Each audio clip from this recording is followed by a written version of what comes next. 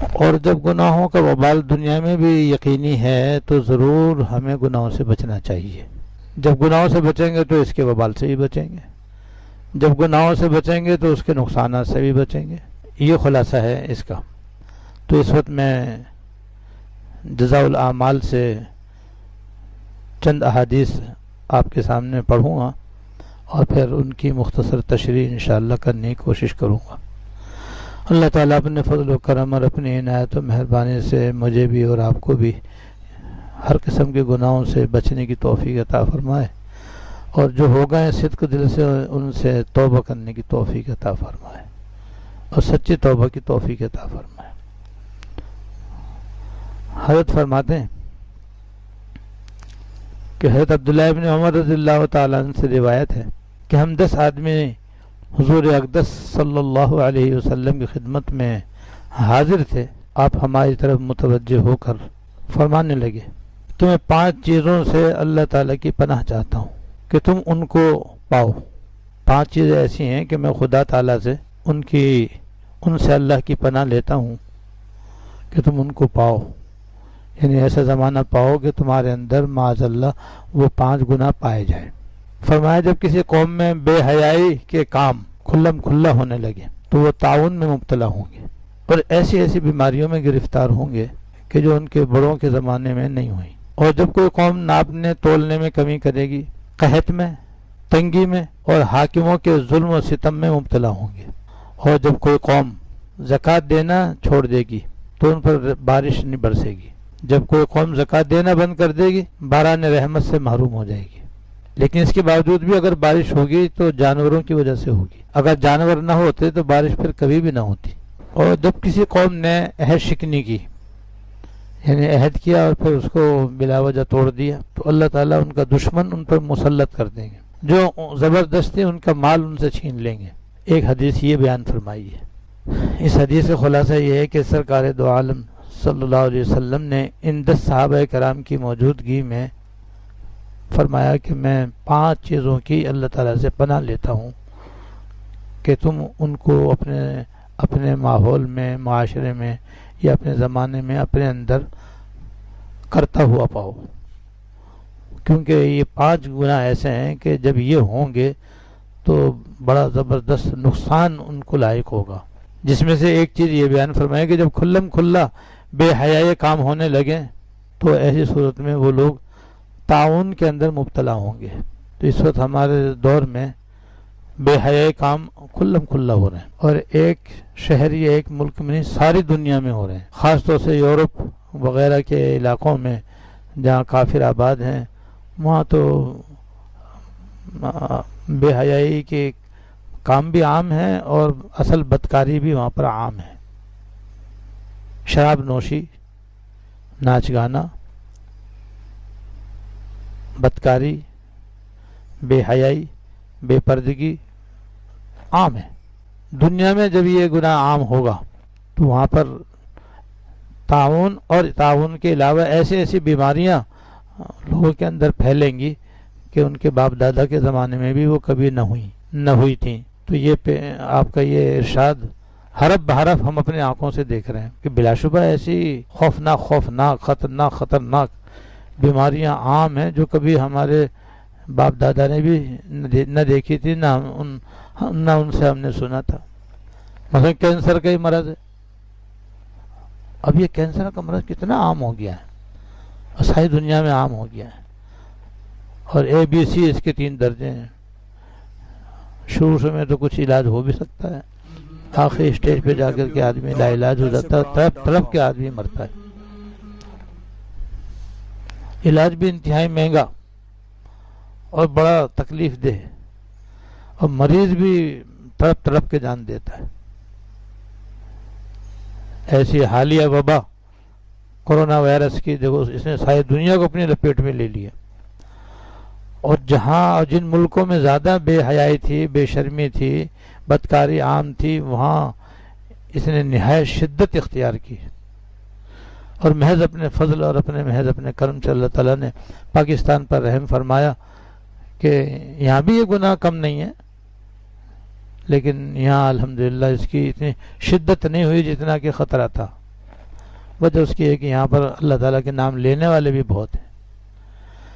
یہاں پر بھی برائیاں ہیں لیکن بھلائی غالب ہے برائی پر، ایسا کچھ اندازہ ہے. تو معلوم ہوا کہ جب کسی قوم میں بے شرمی بے حیائی کی باتیں عام ہو جائیں گی تو وہاں پر طاعون بھی آ سکتا ہے اور طرح طرح کی خوفناک بیماریاں پھیلیں گی، اور یہ ہمیں اور آپ کو مشاہدہ ہو رہا ہے. معلوم ہوا کہ یہ سب گناہوں کی وجہ سے، خاص طور سے بے شرمی اور بے حیائی کی جو باتیں ہیں ان کے کرنے سے ہوتا ہے. ایسی جو قوم ناپنے تولنے میں کمی کرے گی تو قحط میں، تنگی میں، حاکموں کے ظلم کے اندر مبتلا ہوگی. یہ بھی ہم اپنی آنکھوں سے دیکھ رہے ہیں. آج ہمارے معاشرے کے اندر کم تولنا، کم ناپنا عام ہے. ایسے ایسے طریقے لوگوں نے ایجاد کر لیے ہیں کہ سامنے والے کو پتہ بھی نہیں چلے اور اس کا جناب حق مار لیا جاتا ہے اور پیسے پورے لے لیتے ہیں. لیکن جو چیز وہ لے رہا ہے وہ جتنی مانگ رہا ہے، جتنی دینا بیچنے والے کی ذمہ واجب ہے، اس سے کم دے رہے ہیں. تو یہ کم تولنا، کم ناپنے کا گناہ عام ہے. اور اسی میں ڈیوٹی پوری نہ دینا اور پیسے پورے لینا. اسی طریقے سے بعض مرتبہ کام کی ذمہ داری ہوتی ہے کہ بھئی تم اتنے پیسے میں فلاں کام کر دو. اب وہ کام تو پورا کیا نہیں، پیسے پورے لے لے آدمی. تو یہ بھی عام ہے.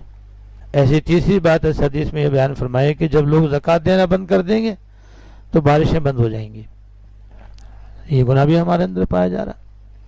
اس لیے کہ ایک اندازے کے مطابق ماہرین کا کہنا یہ ہے کہ مثلا پاکستان کی مثال لے لو کہ پاکستان کے اندر جن لوگوں پہ زکوٰۃ فرض ہے وہ اگر اپنی پائے کا حساب نکال کر مستحقین تک پہنچائیں تو پورے ملک میں ایک بھی فقیر باقی نہ بچے،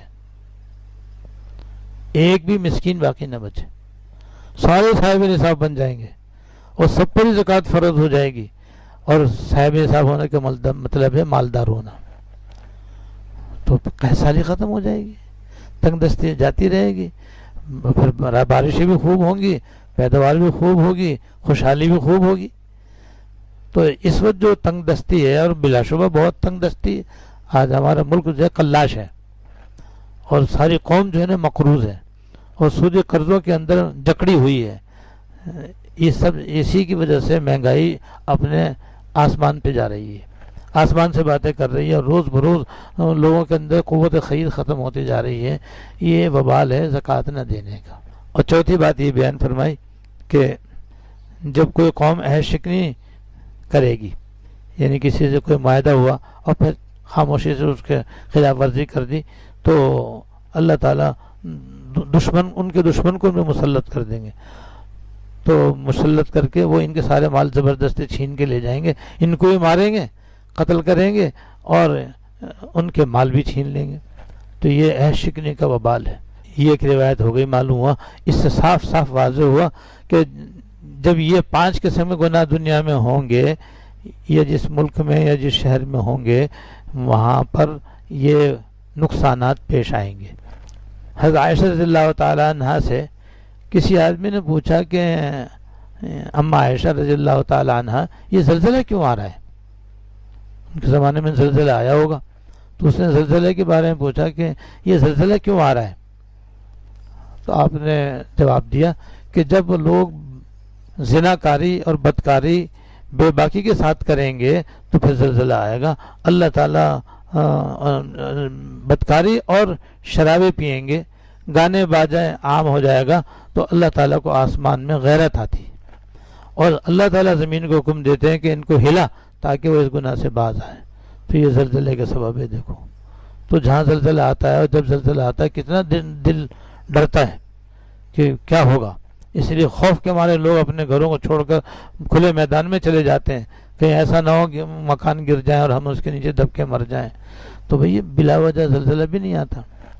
زلزلہ بھی اس وجہ سے آتا ہے کہ لوگوں کے اندر بدکاری عام ہو جائے اور لوگ بے خوف و خطر بدکاری کرنے لگیں، زناکاری کرنے لگیں، گانے بجانے لگیں، ناچنا گانا عام ہو جائے. تو ایسی صورت میں یہ عذاب ہوگا. اسی کی تشریح میں حضرت عمر بن عبدالعزیز رحمۃ اللہ علیہ کے زمانے میں زلزلہ آیا تھا. حضرت عمر بن عبدالعزیز رحمۃ اللہ علیہ کے زمانے میں زلزلہ آیا تو انہوں نے تمام اپنی حکومت میں گورنروں کے نام ایک پیغام بھیجا، جس میں حمد و صلات کے بعد یہ فرمایا کہ یہ زلزلہ اللہ تعالیٰ کے ناراض ہونے کی علامت ہے،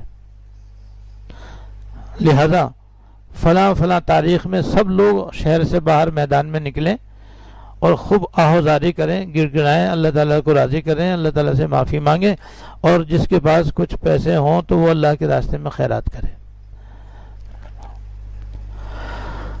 یہ حضرت نے پیغام بھیجا۔ معلوم ہوا کہ نیک کام کرنے سے اللہ تعالیٰ کی رحمت آتی ہے، عافیت آتی ہے، سلامتی آتی ہے، مدد اللہ تعالیٰ کی شامل حال ہوتی ہے۔ یہ فوائد ہیں نیک کاموں کے، اور گناہوں کے وبال دنیا کے اندر آتے ہیں۔ اس لیے یہاں پر طوفان بغیر وجہ کے نہیں آتا، زلزلہ بلا وجہ نہیں آتا، بیماریاں بغیر وجہ کے نہیں آتی ہیں، ہمارے گناہوں کی وجہ سے آتی ہیں۔ اللہ تعالیٰ ہم سب کو ان گناہوں سے اور دیگر گناہوں سے سچی توبہ کرنے کی توفیق عطا فرمائے۔ وآخر دعوانا الحمدللہ رب العالمین۔